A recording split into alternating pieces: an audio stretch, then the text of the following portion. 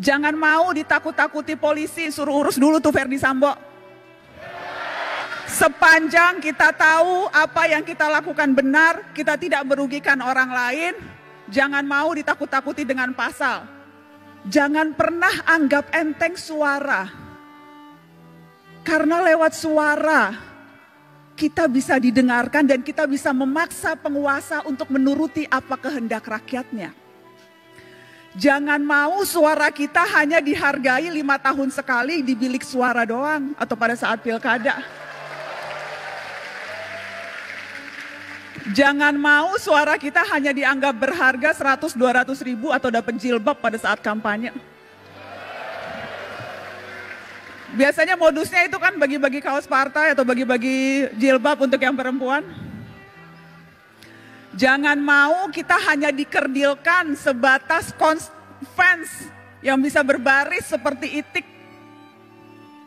Hati-hati, sebentar lagi pemilu, suara kita akan diperebutkan dengan berbagai macam cara. Mari ingat pengalaman yang dulu. Untuk apa mati-matian membela 1 atau 2 ketika akhirnya berkumpul juga? Buat apa musuh-musuhan sampai seolah-olah dunia akan berhenti kalau ternyata yang kalah bergabung dengan yang menang atas nama demi bangsa. Jadi nggak usah terlalu baper dan nggak usah terlalu mati-matian membela tokoh idola. Karena sekali lagi, hitung-hitungan mereka terkadang bukan kita, hitung-hitungannya untung rugi kalkulasi politik aja. Karenanya jangan mau dimanfaatkan hanya suara di 5 tahun sekali, tapi gunakan suara itu terutama di hari-hari ini. Ketika ancaman kita untuk bersuara mungkin saja akan dibatasi lewat rancangan kitab undang-undang hukum pidana di mana semua bisa kena.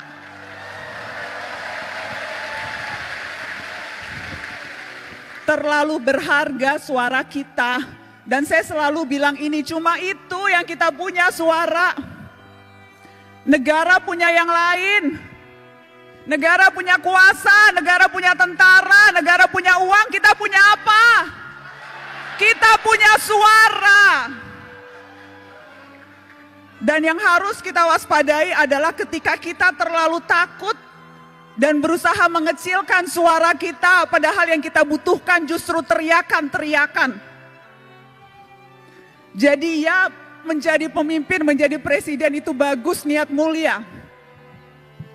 Tapi perhatikan suara-suara orang yang juga tidak punya kuasa, tetapi kalau berkumpul bisa berdaya. Jadi mari rapatkan barisan. Mari rapatkan barisan dan jangan mau ditipu-tipu. Jangan mau dipergunakan hanya suaranya, tetapi ketika kita menuntut hak-hak kita yang paling dasar, sedasar kebebasan berekspresi dan berbicara, itu kita tidak didengarkan. Tetapi kakak mau menegaskan ini adik-adik.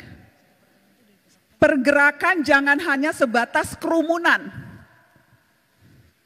Pergerakan terutama gerak mahasiswa, jangan hanya sebatas kumpul-kumpul berkerumun.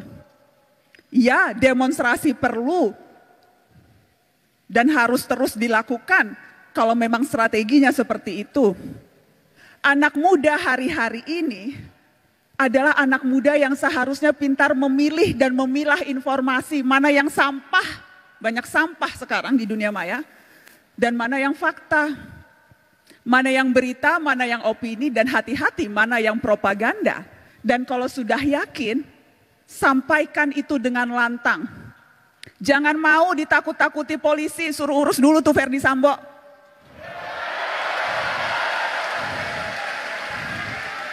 Sepanjang kita tahu apa yang kita lakukan benar, kita tidak merugikan orang lain, jangan mau ditakut-takuti dengan pasal.